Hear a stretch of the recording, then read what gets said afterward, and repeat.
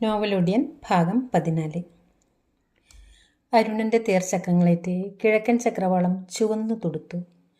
കീഴൂർമനയുടെ അകക്കോലയിൽ നന്ദിനിയുടെ ചേതനേറ്റ ശരീരത്തിനു ചുറ്റും സ്ത്രീജനങ്ങൾ കരഞ്ഞു തളർന്നു കിടന്നു. ദിവാകരൻ തെക്കിനിൽ തന്നെ നിൽക്കുകയായിരുന്നു.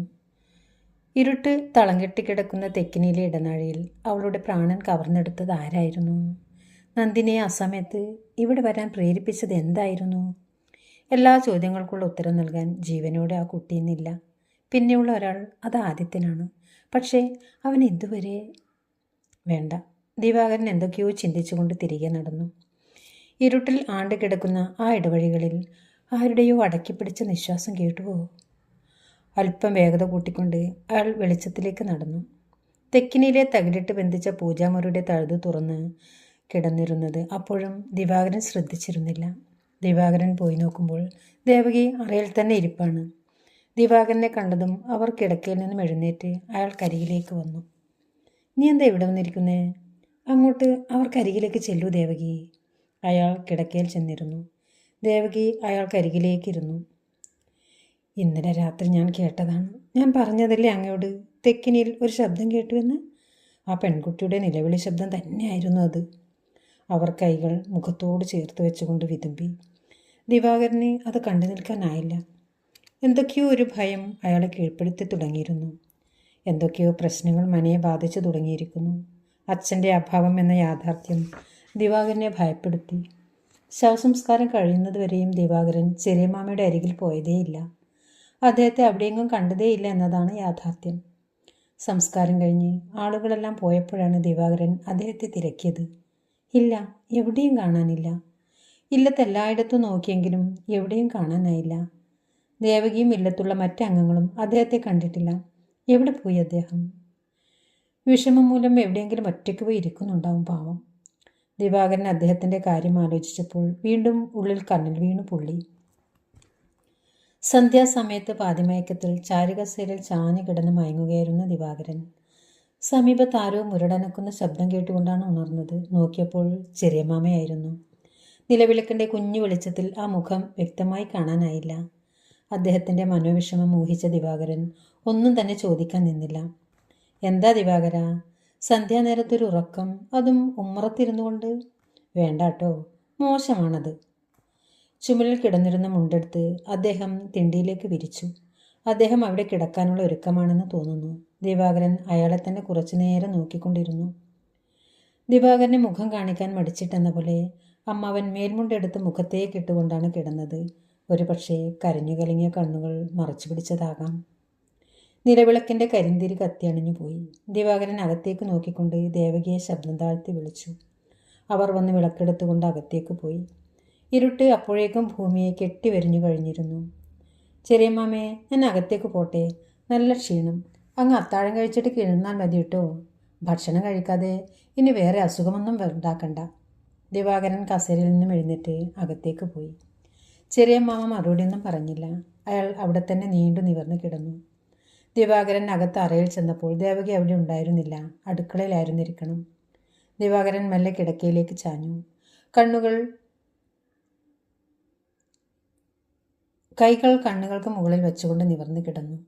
ദേവകി വന്ന് കഥകടക്കുന്ന ശബ്ദം കേട്ട് അയാൾ മുഖത്തു നിന്നും കൈയെടുത്ത് തലയുയർത്തി നോക്കി.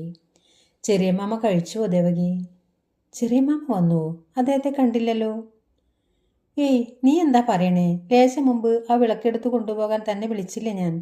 അപ്പോൾ അദ്ദേഹം അവിടെ ഉണ്ടായിരുന്നു. ഇരുട്ടായതുകൊണ്ട് കാണാഞ്ഞിട്ടാവും. അത്താഴം കഴിക്കാതെ കിടന്നിട്ട് ഇനി എന്തൊക്കെയാവും ഉണ്ടായിരിക്കാനാവോ? ദിവാകരൻ കിടക്കയിൽ നിന്നും എഴുന്നേറ്റപ്പോൾ ദേവകി തടഞ്ഞു. ഇനി വെറുതെ എഴുന്നേറ്റ് നടക്കണ്ട, അടുക്കളയിൽ കാത്തുണ്ട്, അവൾ എടുത്തു കൊടുത്തോളും. ഞാൻ പറഞ്ഞിട്ടുണ്ട് നോക്കിയിട്ട് കിടന്നാൽ മതിയെന്ന്. ദിവാകരൻ അവിടെ തന്നെ കിടന്നു. അദ്ദേഹം പാവമാണ് ദേവകി. ഒരുപാട് ദുരന്തങ്ങൾക്ക് സാക്ഷ്യം വഹിച്ച ജന്മമാണ് അദ്ദേഹത്തിൻ്റേത്.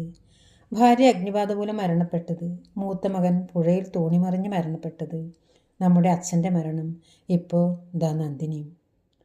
എന്ത് മുജ്ജന്മ പാപമാണാവോ എന്തോ. ദിവാകരൻ ഇരു കൈകളും നെഞ്ചോട് ചേർത്ത് വെച്ച് കണ്ണടച്ച് പ്രാർത്ഥിച്ചു. പിന്നെ അവരാരും സംസാരിച്ചില്ല. രാവിൻ്റെ ഗാഠമായ മൗനം മനയെ പതിയെ വിഴുങ്ങിക്കളഞ്ഞു. അവർ ഇരുവരും ഉറക്കത്തിലേക്ക് വഴുതി വീണു. ഉമ്മറത്ത് തിണ്ണയിൽ നീണ്ടു നിവർന്നു കിടന്ന ആ വൃദ്ധ ശരീരം അപ്പോഴും നിശ്ചലമായിരുന്നു. രാത്രി അതിൻ്റെ പാതിയും പിന്നിട്ട് കഴിഞ്ഞിരുന്നു. ദിവാകരാ. ഉറക്കെ ഒരു നിലവിളി കേട്ടുകൊണ്ടാണ് ദിവാകരൻ ഉറക്കത്തിൽ നിന്നും ഞെട്ടി ഉണർന്നത്. ദുസ്വപ്നത്തിൽ നിന്നെന്ന പോലെ ഒരലർച്ച. ദിവാകരൻ പെട്ടെന്ന് തന്നെ കിടക്കയിൽ നിന്ന് ചാടി എഴുന്നേറ്റു. ദേവകി ഒന്നും അറിഞ്ഞു മട്ടില്ല. അവൾ ഉറക്കത്തിൽ തന്നെയായിരുന്നു. രാത്രി ഏറെ ആയിരിക്കുന്നു. ദിവാകരൻ പതിയെ എഴുന്നേറ്റ് വിളക്ക് തെളിയിച്ച് അറയ്ക്ക് പുറത്തേക്ക് ഇറങ്ങി. അമ്മാവനാണോ ശബ്ദമുണ്ടാക്കിയത്? ഉമ്മറത്ത് തന്നെ കിടന്നുറങ്ങിയോ അദ്ദേഹം? ഈശ്വര, ആപത്തൊന്നും ഉണ്ടാക്കല്ലേ. മന്ദം വീശിക്കൊണ്ടിരുന്ന കാറ്റിൽ കയ്യിലെ വിളക്ക് അണഞ്ഞു പോകാതിരിക്കാൻ ദിവാകരൻ ഒരു കൈകൊണ്ട് ഒരു മറ സൃഷ്ടിച്ചു. വാതിൽ ശബ്ദമുണ്ടാക്കാതെ തുറന്നുകൊണ്ട് അയാൾ ഉമ്മറത്തേക്ക് നടന്നു. വിളക്കിൻ്റെ പ്രഭയിൽ അയാൾ അമ്മാവനെ തിരഞ്ഞു. ഇല്ല, ആരുമില്ല. അമ്മാവൻ അപ്പോൾ തന്നെ അകത്തേക്ക് പോയി കാണും. ഇനി എനിക്ക് തോന്നിയതാണോ? ദേവകി ഇതുപോലെ എന്തോ ശബ്ദം കേട്ടത് പറഞ്ഞ കാര്യം അയാൾ പെട്ടെന്ന് ഓർമ്മ വന്നു. അതിനുശേഷം ഉണ്ടായ ദുരന്തവും. പെരുവിരൽ വഴി ഒരു വിറയൽ തന്നെ ബാധിക്കുന്നത് ദിവാകരൻ അറിഞ്ഞു. കാലുകൾക്ക് ബലം കുറയുന്നത് പോലെ. കാറ്റിൻ്റെ ശക്തിയിൽ നിന്ന് വിളക്ക് അണയാതെ നോക്കാൻ അയാൾ നന്നേ വിഷമിച്ചു. പതിയെ അകത്തേക്ക് തിരിഞ്ഞു നടക്കാൻ തുനിയവേ ഇരുട്ടിൻ്റെ കരാള നിശബ്ദതയിൽ നിന്നും അയാൾ ഒരു ശബ്ദം കേട്ടു. ആരോ കിതയ്ക്കുന്ന പോലെ, ശ്വാസത്തിനായി പിടക്കുന്ന പോലെ. പരിമ്പു കെട്ടിമറച്ച തിണ്ണയ്ക്കപ്പുറത്ത് മുറ്റത്ത് നിന്നാണെന്ന് തോന്നുന്നു ആ ശബ്ദം കേൾക്കുന്നത്. പിന്നിലേക്ക് വെച്ച കാലുകൾ ദിവാകരൻ പിൻവലിച്ചു. അയാൾ ഒരു നിമിഷം അവിടെ തന്നെ നിന്നു. ആരാ അത്? വിറയാർന്ന ശബ്ദത്തിൽ അയാൾ വിളക്കുയർത്തി കാണിച്ചുകൊണ്ട് ചോദിച്ചു. ഒരു മറുപടിയുമില്ല, കിതയ്ക്കുന്ന ശബ്ദം മാത്രം. ചെറിയമാമയാണോ അത്? അയാൾ ധൈര്യം സംഭവിച്ചുകൊണ്ട് ഒന്നുകൂടി ചോദിച്ചു. ആ. ഒരു അവ്യക്തമായ ഞരങ്ങൾ മാത്രമായിരുന്നു മറുപടി. ചെറിയമാമയാണോ? ദൈവമേ. ദിവാകരൻ പെട്ടെന്ന് വിളക്ക് അങ്ങോട്ട് കാണിച്ചുകൊണ്ട് ഉമ്മറപ്പടിയിലേക്ക് ഇറങ്ങി നോക്കി.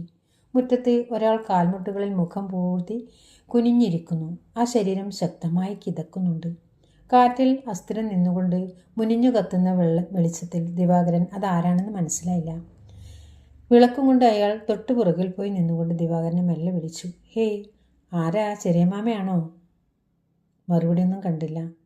എന്ന് കണ്ട ദിവാകരൻ അയാളുടെ ചുമലിൽ പതിയെ തട്ടി വിളിച്ചു. പൊടുന്നനെ അയാൾ തല തിരിച്ചുകൊണ്ട് ദിവാകരനെ നോക്കി. ആ കാഴ്ച കണ്ട് അയാൾ ഞെട്ടിവിറച്ച് പിന്നിലേക്ക് നീങ്ങി. അമ്മേ. അയാളുടെ കണ്ടത്തിൽ ഒരു നിലവിളി കുരുങ്ങി നിന്നു. വിളക്കിൻ്റെ അരണ്ട വെളിച്ചത്തിൽ അയാളത് കണ്ടു. ഒരു വൃദ്ധൻ. കറുത്തിരണ്ട ചുളിഞ്ഞ തൊക്കുകൾ കൂടിയ മുഖം. അതിൽ ശവത്തിൻ്റെ കണ്ണുകൾ പോലെ ജീവനില്ലാത്ത വെളുത്ത കണ്ണുകൾ. തലമുടി ജടയെടുത്ത് കട്ട കുത്തി നിൽക്കുന്നു. ഭയന്ന് വിറച്ചുകൊണ്ട് ഉച്ചത്തിൽ ശബ്ദമുണ്ടാക്കാൻ ശ്രമിച്ചെങ്കിലും നാവ് ചലിക്കുന്നില്ല. അപ്പോഴേക്കും ആ രൂപം പതിയെ എഴുന്നേറ്റ് നിന്നു.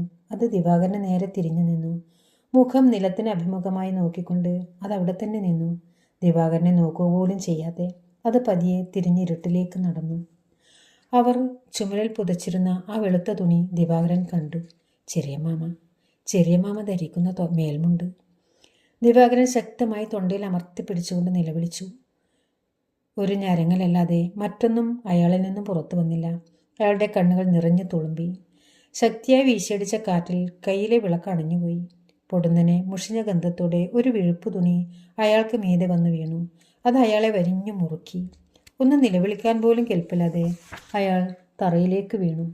മരണം മുന്നിൽ കണ്ട ആ അവസാന നിമിഷത്തിൽ അയാൾ സർവശക്തിയും എടുത്തുകൊണ്ട് ഉറക്കെ അലറി വിളിച്ചു. അച്ഛാ. അവ്യക്തമായി ഒരു ശബ്ദം അയാളിൽ നിന്ന് ഉയർന്നു. കണ്ണുകൾ അടഞ്ഞു പോകുന്നു. ശ്വാസം നിലയ്ക്കുകയാണോ? ദിവാകരൻ നിശബ്ദം ആ മണ്ണിൽ നിവർന്നു കിടന്നു. ഈ മനക്കാൻ പോലും സാധിക്കാതെ. ഇതാണോ മരണം? ജീവനോടെ ബന്ധത്തിലാക്കപ്പെട്ടിരിക്കുകയാണ് താൻ. പാതി മരണം. ഇരുട്ടിൽ മാംസം കത്തിയ മണം ഒഴുകി വരുന്നു. ദിവാകരൻ കണ്ണുകൾ ഇറുക്കി അടച്ചു. അയാൾക്ക് തൊട്ടരികിൽ തന്നെ ആ വികൃത രൂപം എന്തിനോ വേണ്ടി കാത്തു നിൽക്കുന്നുണ്ടായിരുന്നു. ദിവാകരൻ പോലും അറിയാതെ. കണ്ണുകളുടെ ജീവൻ നഷ്ടപ്പെടുന്നത് പോലെ തോന്നി. പതിയെ അയാൾ അബോധാവസ്ഥയിലേക്ക് വീണു പോവുകയായിരുന്നു. കറുത്ത നിഴൽ പോലെ ഒരു രൂപം അയാൾക്ക് സമീപം അപ്പോഴും നിൽക്കുന്നുണ്ടായിരുന്നു. രാവിൻ്റെ 3-ാം യാമത്തിലേക്ക് ഭൂമി വഴുതി വീണു. അങ്ങ് ദൂരെ ഒടിയൻകുന്നിന് മുകളിൽ ആ ഒറ്റക്കരിമ്പന കാറ്റിൽ ആടി ഉലയുന്നുണ്ടായിരുന്നു. കഥ തുടരും.